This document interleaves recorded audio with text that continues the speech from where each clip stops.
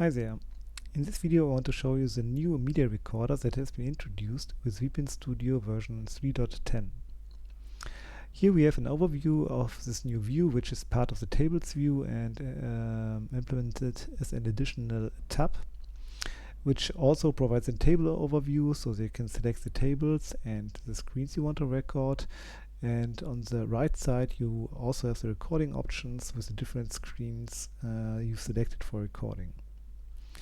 The general idea here is that you can select the tables you want to record and the screens. You can filter these screens via this drop down.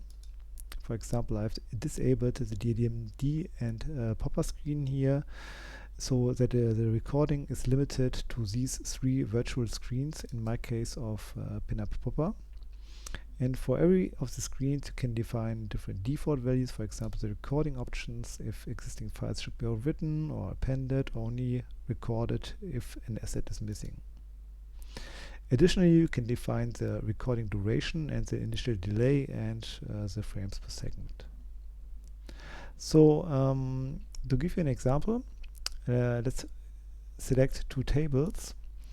And as you can see, by default all select screens are enabled, which is okay for us. You can disable one if you would like to, but here we just skip that and hit the record button and see the recording dialog, which will start the recording for both tables, and the recording will be executed sequentially for every table you selected and also for all screens that have been enabled.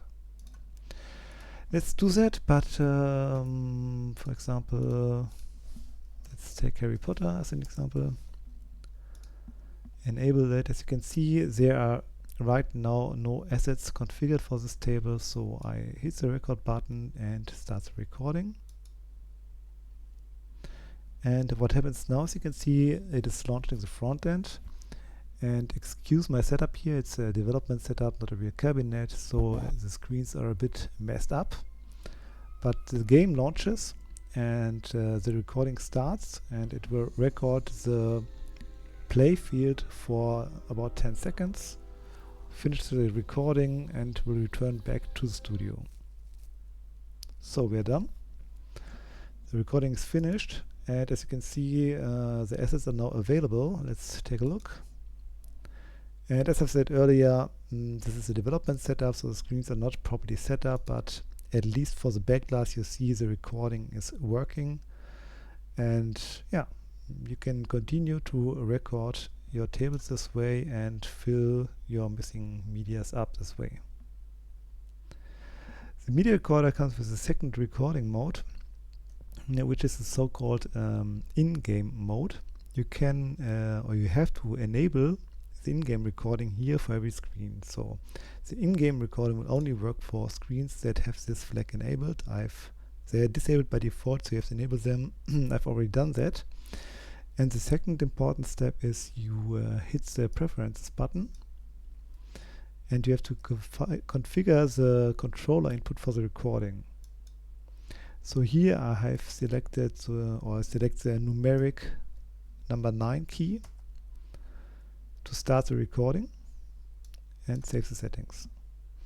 You can also take an additional look into the notification settings, where you find here on the bottom the in-game recorder notifications, which means a notification is showing up before the recording starts, and you can also show a notification at the end so that you get a visual indicator of the recording start and stop events. So let's try that. First of all, let's go back here quickly to Harry Potter and delete all assets. So we are starting from scratch again, and then we simply play the game. We have the launch button here, and we can launch the game also from via front end.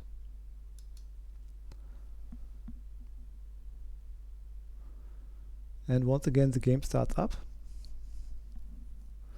And this would be now the regular play mode you have on a cabinet. You can select the game, you can start playing.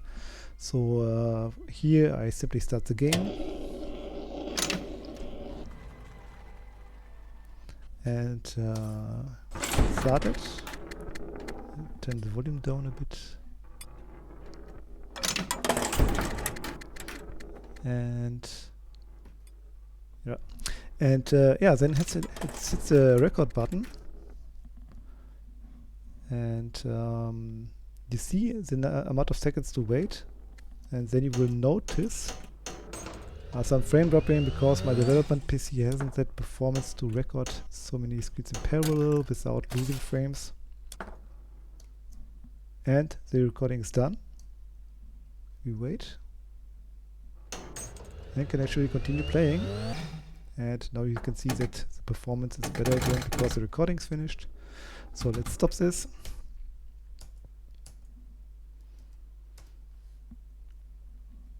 And wait, that was okay.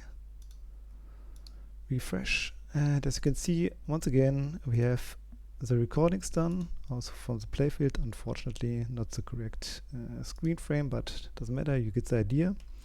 So, and this is how you can record screens and use a new media recorder. If you have any feedback, ideas, thoughts, feel free to drop a comment, or even better, join my Discord server and contact me there, because usually I'm better available there.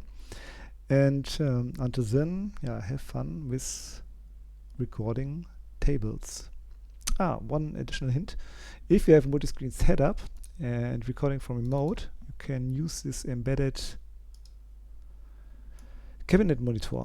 As you can see, it shows you the virtual screens the same way this media preview does, but you can freely move it to another screen if you have one available. And you can also switch to full screen monitors. Here in my case, I have a setup of 3 monitors. Can zoom out a bit to have a bit overview. So this is also pretty helpful tool when you start recording your tables, or even want to have a look how they currently look like. Okay, that's all. Have fun with that, and goodbye.